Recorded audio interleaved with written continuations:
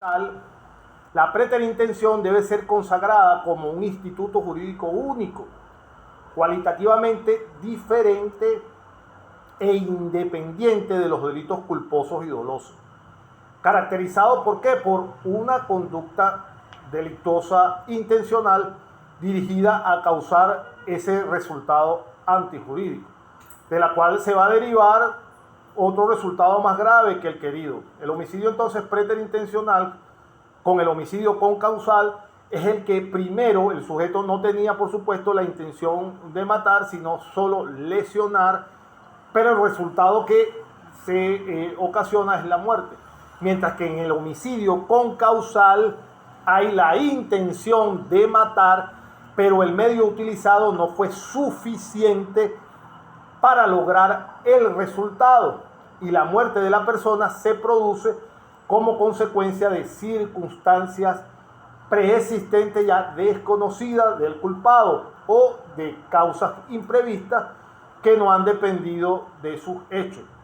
Esa es la diferenciación entonces, para cerrar, que tiene la preterintención. Homicidio concausal, con intención de matar, pero el medio va a ser insuficiente para lograr el resultado. Y la muerte entonces se va a producir en consecuencia de circunstancias preexistentes, desconocidas por supuesto, por el culpado de esas causas que existían antes de que él iniciara su acción. Cerrado ese punto y aclarado, eso ya lo hemos hablado bastante en clase, no había que hacer tanto alarde explicativo porque es bastante sencillo. Ahora vamos a pasar a otra parte de nuestra materia que también va incluida en nuestro examen del día 21 de diciembre. Son las condiciones objetivas de punibilidad. Para el que tome nota, condiciones punitivas de objetividad. Bienvenida, disculpen, bienvenida, creo que es Victoria. Victoria, bienvenida. Gracias, profe. Creo que hay otra persona que está intentando conectarse. Vamos a ver si le damos acceso aquí. Creo que ese es Darwin. Darwin, bienvenido. Son las 5:34. Decía entonces que vamos a continuar con las condiciones de objetividad, de punibilidad. Condiciones objetivas de punibilidad. Este punto también lo vamos a tratar en nuestro examen, repito, para que tomen nota. Las condiciones objetivas de punibilidad, según algunos autores, no existen como un elemento autónomo del delito. Las condiciones objetivas de punibilidad no pueden admitirse como un elemento del delito, distinto de los anteriores elementos, o sea, distinto de lo que es la acción, la tipicidad o la antijuricidad, en su defecto también la imputabilidad. Sin embargo, ha habido autores que sostienen que las condiciones objetivas de punibilidad constituyen un elemento autónomo del delito, diferentes de lo que ya hemos visto hasta ahora, hasta lo que tenemos de materia. Entonces, ¿qué son las condiciones objetivas de punibilidad? Vendrían siendo cierto tipo de condiciones distintas a la del tipo legal, a cuya existencia está sometida la aplicabilidad y por consiguiente la aplicación de la pena a la persona que se le imputa. De manera tal que se le atribuye la perpetración de un delito determinado en la cual se le exija tal condición de punibilidad. Entonces, en términos generales, son condiciones que necesitan necesariamente que se cumplan para que en un momento determinado se pueda aplicar una sanción, y entonces vendrían siendo circunstancias o sucesos externos producidos al margen de la voluntad de la gente. Todas estas condiciones son exigidas por la ley para que pueda imponérsele la pena, aun cuando la acción sea la descrita en el tipo penal y el autor inclusive haya actuado culpablemente. Entonces,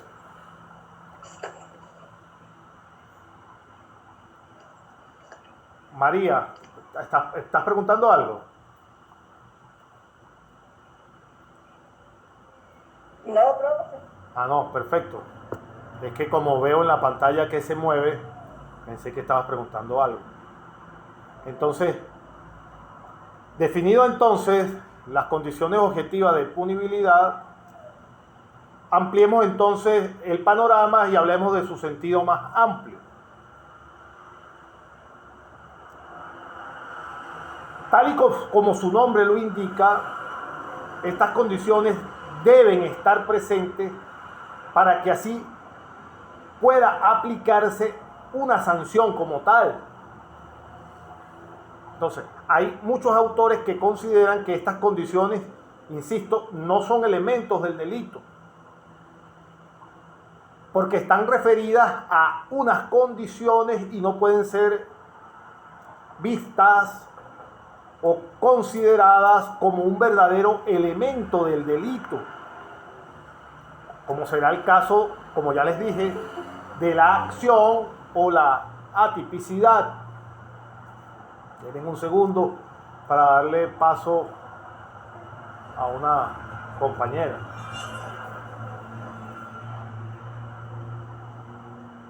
En ese sentido, entonces, les decía que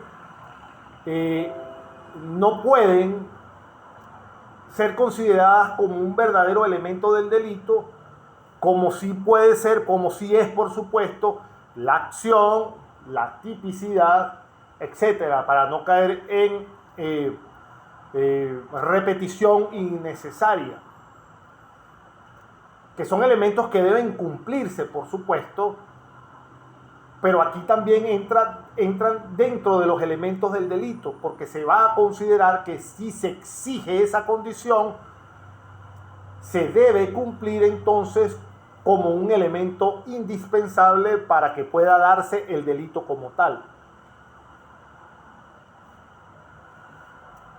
De manera tal que en nuestra legislación penal existe una condición objetiva de punibilidad en diferentes delitos, como por ejemplo en lo relativo al delito de incesto, que está previsto en el Código Penal venezolano. María, tendrás por ahí el artículo, el Código Penal, por favor, para que me eches una manito. Si lo tienes por ahí, María, ¿lo tienes en la mano? Sí. Ah, por favor, me ayudas por favor con el 380 del Código Penal, si eres tan amable. Ya te dije.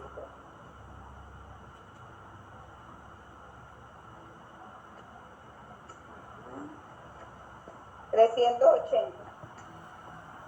Todo individuo que, en circunstancias capaces de causar escándalo público, tenga relaciones incestuosas con un ascendiente o descendiente, aunque fuera ilegítimo, con algún afín en línea recta o con un hermano o hermana, hermanos consanguíneos o uterinos, será castigado con presidio de 3 a 6 años. Gracias, María, muy amable.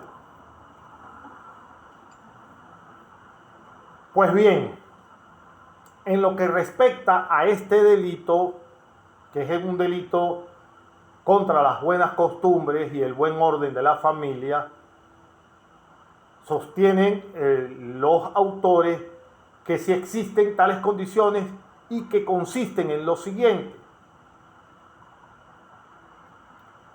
Para que en Venezuela exista el delito de incesto, no va a bastar con que haya relaciones carnales sexuales entre los parientes cercanos, indicados en el artículo 380, sino que es necesario o va a ser necesario además que tales relaciones incestuosas se mantengan en circunstancias capaces de causar algún escándalo público. Aquí entonces va a entrar este elemento de la objetividad de la punibilidad. Este es el elemento externo que, aunque la persona está cometiendo el acto tipificado como delito, hay un elemento externo que es el que estamos estudiando en este momento. Ustedes conocen perfectamente cómo se desarrolla este delito de incesto. Lo mandamos a averiguar. De todas maneras, por si a las dudas, yo no he vuelto a corregir, no he tenido tiempo, tengo mucho trabajo, la totalidad de los trabajos de la revisión, el que hizo la revisión, no sé si desarrollaron bien ese delito. Recuerdo, creo que hubo alguien que sí lo hizo bastante completo, pero ese delito contra la buena costumbre de la familia no lo desarrolló. En líneas generales casi ninguno lo hizo. Yo me imagino que ahora posteriormente sí lo volvieron a realizar. Entonces es menester y obligación que yo les haga un pequeño recuento de en qué consiste verdaderamente este delito para que lo tomen en cuenta y se refresquen los conocimientos si ya lo tienen perfectamente claro. Creo que es menester que lo haga como una labor pedagógica. Dice el artículo 380 de nuestro Código Penal que castiga, por supuesto, como leía nuestra compañera, con presidio de 3 a 6 años a todo individuo que en circunstancias capaces de causar ese escándalo público, si tienen su código a la mano, se rayen esas dos palabras o esas tres palabras, causar escándalo público, que es el elemento importante, ese elemento externo que estamos estudiando en esta fase que nos corresponde el día de hoy. Recuérdense que estamos en lo que estamos describiendo como las condiciones objetivas de punibilidad y estamos hablando a nivel macro de a qué se refiere esto. Y entonces, si estamos colocando este ejemplo en cuanto a lo que reza el artículo 380 de nuestro código, que señala entonces, insisto, subrayen esa frase, capaces de causar escándalo público, que el que tenga relaciones incestuosas con un ascendiente o con un descendiente, aunque el descendiente por supuesto fuese o fuere ilegítimo, con algún fin en línea recta inclusive, o con un hermano o con una hermana, o con hermanos consanguíneos o uterinos, se considera el tipificado como un delito de incesto. Entonces, se podría definir el incesto como ese comercio carnal entre dos personas de distinto sexo. Eso es lo que lo define nuestro código. Que estén, por supuesto, ligadas por esa relación de parentesco que sea el impedimento del matrimonio. Ese es uno de los impedimentos que establece el Código Civil para no efectuar el matrimonio en personas que mantengan relaciones de parentesco, con las líneas que acabo de mencionarle 30 segundos atrás. Entonces, se requiere, pues, la realización, obviamente, del acto carnal, como lo señala la norma, y que no van a bastar simplemente actos lascivos, por muy graves que ellos sean, para que el delito se consume. Tiene que ser necesariamente una realización del acto carnal.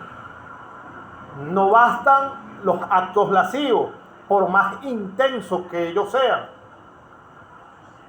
Este delito es muy importante que lo sepan, o si no se los recuerdo, porque insisto, lo más seguro es que hicieron su investigación completa, pero es muy importante que una de las características esenciales de este delito,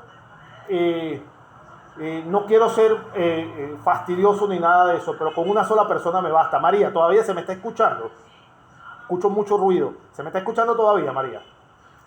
Sí, profe. Ok, gracias, María, gracias. Entonces,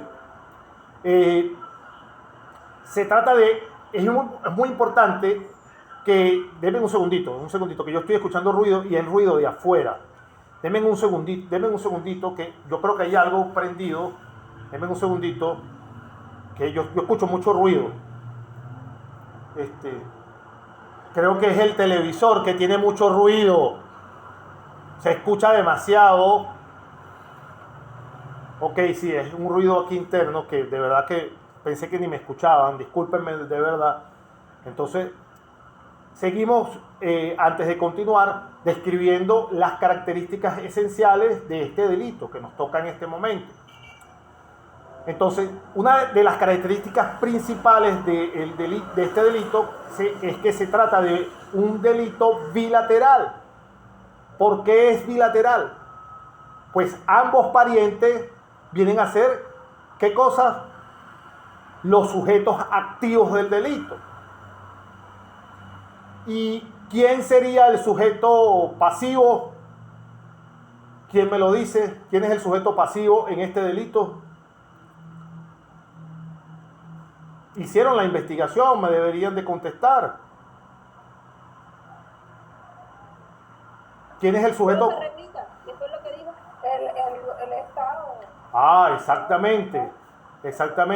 La sociedad, estamos configurando, disculpa Rosimar si no escuchaste, estoy desarrollándole el delito del incesto. Entonces, les decía que es un delito bilateral, pues ambos parientes están incursos en el mismo delito, entonces ellos serían los sujetos activos. El sujeto pasivo es la sociedad como tal, vendría a ser el sujeto pasivo. ¿Por qué la sociedad? Porque es la agraviada por el atentado que una relación, repito nuevamente la palabra esencial, una relación escandalosa entre los parientes próximos indicada en la ley, que implica las relaciones incestuosas.